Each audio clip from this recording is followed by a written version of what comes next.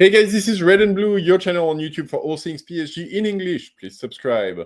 Today, I'm coming to you to talk about a disappointing draw that PSG got in Lorient last night, 1-1. I think just the result says it all, really. It's an opponent where we were expecting a relatively comfortable win, an opponent that's borderline the relegation zone, PSG that was coming out of a big win in the Champions League, a big win in Brest, we dropped points yet again, and in pretty frustrating fashion, because we end the game with, I think, 75-80% possession of the ball, and yet we don't really manage to create enough. We don't create a lot of chances, and ultimately, we fail at breaking down a low block, which is always an annoying scenario. If you're watching football, you see your team knocking the ball around, dominating the ball, but the other team defending and just staying back and so on. It happens. It's rough as well because, obviously I've seen all of the emotions that we get after a game like this, and a lot of people really criticize very, very harshly. And I think there's a lot of things to criticize in this game, but at the same time, it's just sometimes things don't click, it doesn't fall in the right place, and we don't manage to break a block like this. A draw in Lorient, it's a disappointing result, but it's not the end of the world either. Thankfully for us, Marseille didn't do more than a draw for them at home against Angers, which for me is, is the worst result than us. And so we regain the top of the table spot in Ligue 1. But yeah, we're gonna have to do better. We're gonna have to do better than this. But yeah, for this game, 1-1. Things to talk about, PSG on slow. I'm not just talking about the cadence that we have in terms of the points we pick up in Ligue 1. Obviously, that's a bit slow, and we would want to pick up more points. And I think an opponent like Lorient, we're losing 2 points, so we're kind of on slow mode in Ligue 1, which is disappointing yet again. And at the same time, I think it refers to the way we played. I think sadly, we didn't put in the ingredients that we need to put to break down a tight defense like this. We didn't put in the pace of moving the ball around more quickly, of injecting speed into our game. Ultimately, it felt like too many touches of the ball. And, there's not one player, by the way, who's particularly guilty in my mind. I think it's the blame is fairly well spread out across all of our players. But yeah, not enough space in our game. The ball didn't travel fast enough to create space or create trouble for this Lorient defense. And our players as well, I think, were fairly static. Not really moving enough, not enough runs, and in the end, there was as well an element of not enough strength technically. I think in the first half in particular, a lot of loose passes, a lot of controls that were a bit long, a little bit of dribbles that just didn't go through.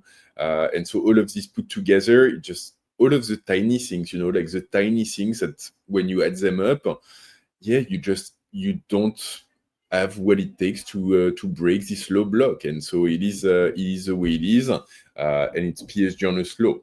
And I think more than this as well, for me, there's a tactical question that comes out of it. Because yet again, we played 3 at the back. So we played the back 3 of Beraldo, Marquinhos in the middle, and Zabarni on the right. 2 in front of the defense, typically Warren Zaire-Emery plus Engine 2 in the first half, or plus Vitinha in the second one. And then more or less a line of 5 up front, which was Nuno Mendes, Doue, Mayulu, Dembele, and I'm missing one, which I'm completely blanking on. Doue, Dembele, Mayulu. Okay, I don't have it. There was a fifth one. And Gen 2, I said, Mayulu, I said, and 3-2-5. Yeah, I don't know. I'm missing one. Anyway, so we play this sort of 3-2-5, and I think like against Lorient, which put in a low block, and essentially they played as a 5-3-2/5-4-1. And typically that's what we see when we get low blocks, and we see two lines of 5 and 4, or 5 and 3, let's say, who sit in front of our defensive midfielders. So essentially for us, we've got 3 defenders who are here to take care of one of their players, 2 midfielders, one that can project a little bit, but essentially like 2 midfield, at least 1 midfielder. And in front of them, they've got 5 PSG players who are against 8 or 9 Lorient players. And the reality is that it means that all players are outnumbered. And I think even with all of the movement that we try to put in, and that in this case didn't happen as much as we would want, you can never find, even in small places, a part of the pitch where you are at an advantage in terms of numbers of players. And you know, if you look at breaking down a low block, you need either like, you know, to find space, either by combining in the middle and, you know, being able to create through 1-2s, fast-paced passing and combinations in the middle. And I think in this case, Mayulu, Dembele, Doue, the combinations in the first half were just like not sharp enough, and even in Gen 2 for that matter, not sharp enough, and kind of missing the little bit of technicality to really break through. And then on the wings, yeah, you don't even have like an advantage, because you only have one fullback in Nuno Mendes, who's essentially playing as like kind of an inverted fullback midfielder-ish type of role in the first half, and then as a left winger in the second one. But and on the right, like, yes, it's really not that much ultimately. Like you've got I see it was Mbai that was missing. So tells you a lot about this game. Mbai on the right in the first half on his own, because Zabarni is not going to move forward. And so like those wild players are kind of left to their own device. Nuno Mendes, because he's such a talented player and on form right now, he manages to create things. But then like the rest of it like doesn't really get to contribute this much, because like they've got too many opponents. And you see it like when Dembele at the beginning of the first half moves to the right, when Gvara comes on the pitch on the left, or even like when Doue starts moving around to try to create chaos, they still don't manage to ever find themselves in a position where not even do they have like numerical advantage, but they're not even finding themselves in positions to be in a 1v1. It's always like 1v2 with a third Lorient player ready to jump in if needed. And so we knock the ball around, but it doesn't create. And so I think, you know, like, simply put, like if they've got 8 or 9 players at the back, we cannot have 5 of our players or 4 of our players who sit at the back as well.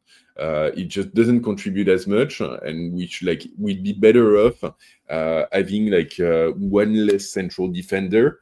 And I think yesterday we could have like perfectly gotten away with a central defense of Beraldo and Marquinhos, and like having a more like forward-looking right back who can contribute more on the right and try to create situations of overlap. And yeah, tactically, I think like there's a question mark there. I know like the back 3 thing, the 3-2-5 thing is something that we've seen a few times already this season. It's a big part, big plan of Luis Enrique.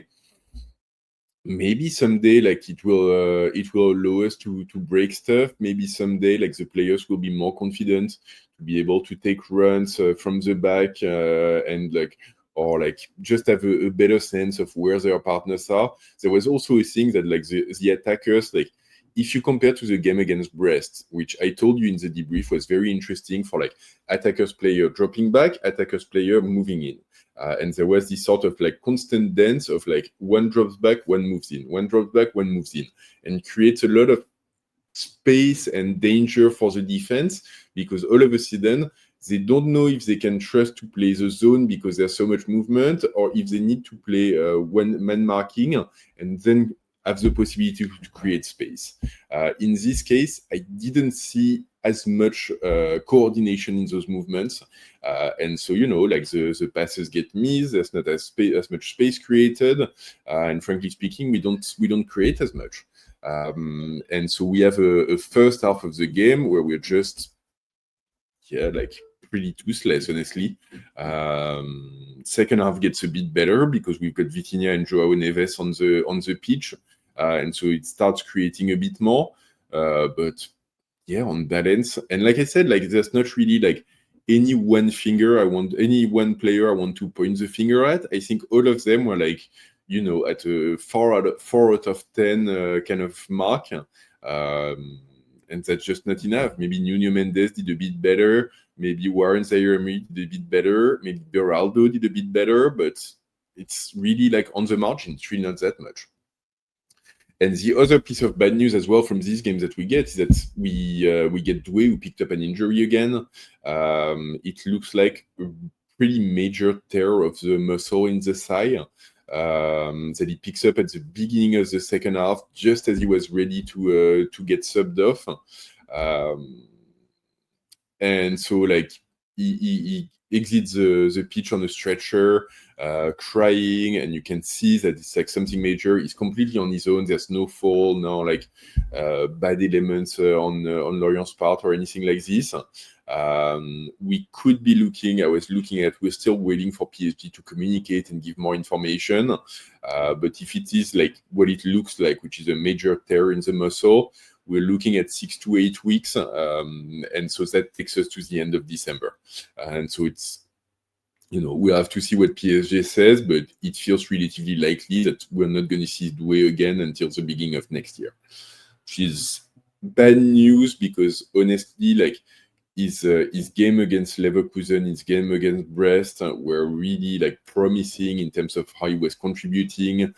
He wasn't playing a lot of minutes, but he was always creating danger, getting shots in, and so on.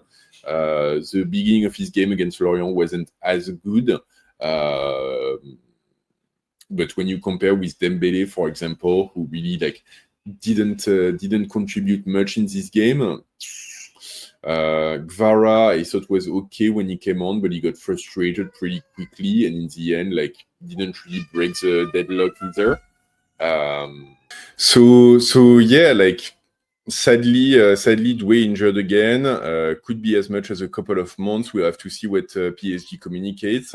But it's another offense, like not another because everyone is back now, so it's not as bad as it used to. But very frustrating because it really felt like he was, from what little we've seen of him this season, it felt like he was on track to really like reach the next level and really establish himself as a force to be reckoned with for our attack. So we'll have to see. Hopefully he keeps it for 2026, and that's the way it goes. So anyway, this is what I had for you guys on this game. Lorient, PSG, 1-1, 2 points drop, but we're still on top of the table. An injury for Doue. We'll have to see what comes out of it. Next game in 2 days against Nice at home. So we're going to be moving pretty rapidly into it, which I guess is good news in the sense that, we'll have to get onto it and move into other things. And so yeah, like, if you made it this far, please drop a like on the video as always.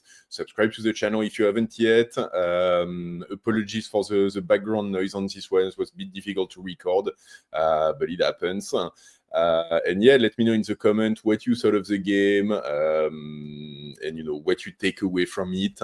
And yeah, hopefully, like, we can move into a win against Nice later on this week, and then move into Bayern Munich, which is clearly on the horizon and clearly on the mind of the players as well.